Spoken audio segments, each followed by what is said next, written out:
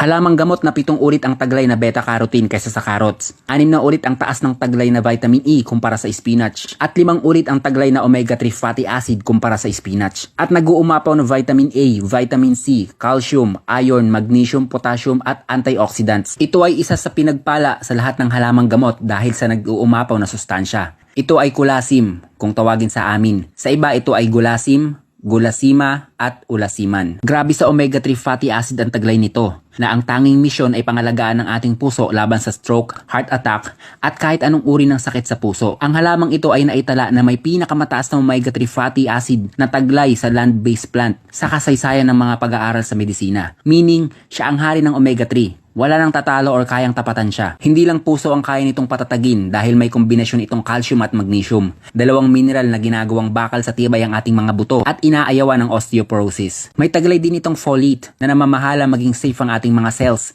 laban sa banta na sisira dito. Punong-puno din ito ng beta-carotene, isang mataas na uri ng antioxidants. It means napakaliit ng tsansa ng tao magkaroon ng cancer kung madalas malalagyan ang inyong katawan ng beta-carotene. Pwede ito gawing salad, pwedeng ihalo sa ibang lutuin. Pwede din pakuluan lang at kainin ang dahon, tangkay at inumin ang sabaw. Medyo bitin no?